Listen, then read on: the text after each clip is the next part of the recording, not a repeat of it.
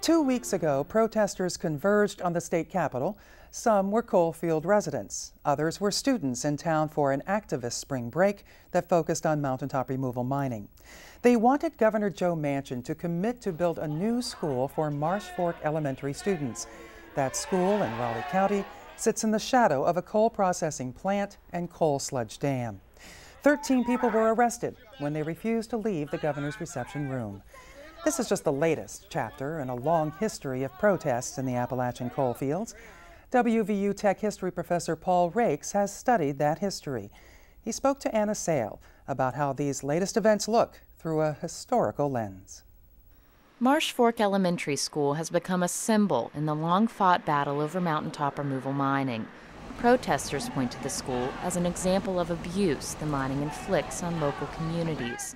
They say the school's proximity to coal operations and the dust and chemicals associated with them put children at risk. State officials say the school is safe. Meanwhile, Massey Energy subsidiary Gold's Coal Company is battling state environmental regulators to put a second coal silo near the school. The details are new, but they fit into a larger history of the politics between industry, local communities, and government in the coalfields. Up until the 1960s, late 1960s, coal operations, large business operations, had little accountability in what their environmental choices. To some degree, the way they treated workers, at least until the UMW came along. But by the 1960s, that changed dramatically. Locals began to organize. People throughout Appalachia realized they had a common interest, not only in the environment, but in their everyday lives, their quality of life. So by the 1960s, there is a growing ability to organize people from a wide area within Appalachia. And as a result, cooperations find themselves challenged in a way they had not been challenged in the past.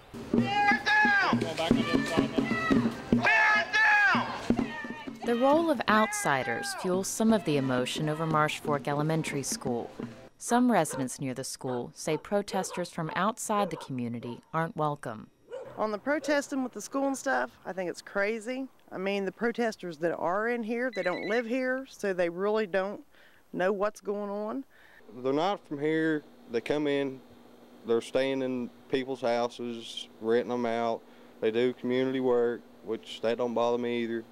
You know, they're trying to make their living just as well. I know most of them I met is going to college, and it's just a summer thing. There's also been charges that there are outsiders coming in and protesting, college students coming in on their spring break and protesting at the Capitol. Have you heard of this before? How have outside interests played, what role have they played in protests historically on coal issues?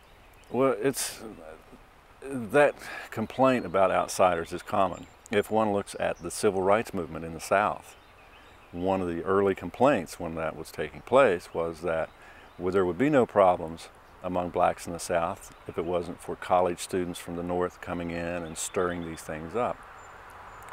As early as the 1920s, there was a complaint that that protest with union organizing for coal miners in particular, that they were communist. And that comes again early on when there are protests during the Cold War era. And that scares an older generation immediately. And they think, well, they are troublemakers. But the spark where these things begin is in that local community. And in Appalachia, and particularly in areas such as this, usually there's not that large of a population in these areas, and they need outside help at organizing and strengthening their voice. Yes, we have had a lot of outside, or I guess you could call them outside people, coming in to help us with that. A few members of the community fighting government and coal company over an issue such as the safety of their children, you can't do it alone. And I thank God for them coming in and helping us with that. More power to them. We need somebody. If they're outsiders, that's good. While locals are involved in the protest, many in the area around Marsh Fork Elementary School are reluctant to address the issue. Several declined to comment at all, and even fewer agreed to appear on video. Rake says that fits into the historical patterns. Those who do organizing and become involved in issues at various places, they're well aware, and they caution volunteers to keep in mind that during protests, the people who are going to take the heat, who may be ostracized by leadership in a given area, are the folks who live there, and that's frightening. That can be frightening. You may feel safe as long as you have a large group, politically active, but you don't know what's going to happen after they pull out. Mm-hmm. And that's not uncommon. For years, one did not dare even mention unionization because they would lose their job, they would lose their home, their company home. I mean, there is always in someone's mind, there is the idea that, well, if I take part in this, if I protest what's happening and I try to bring some change and it doesn't work, we lose, then who's left here? Me. Two or three locals in this bunch of people, that is it. The rest of them is from out of town. Yes, ma'am. What is left now near Marsh Fork Elementary School is a tumultuous debate about loyalties and who belongs in the community. They have no right.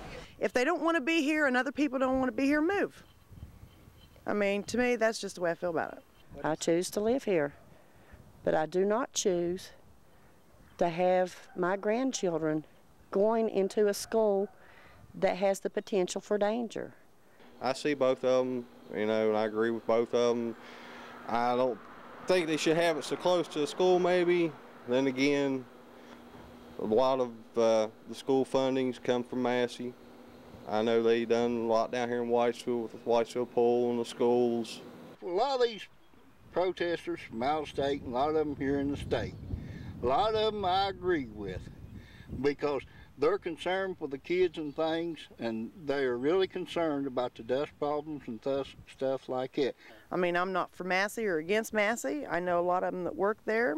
I mean, they're good people, and I feel that if they say it's safe, it should be safe because they have families, you know, kids and stuff. They're not going to go out there and put their own children in danger. They could stop tearing down our mountains. They could clean up our water. They could clean the air and get out.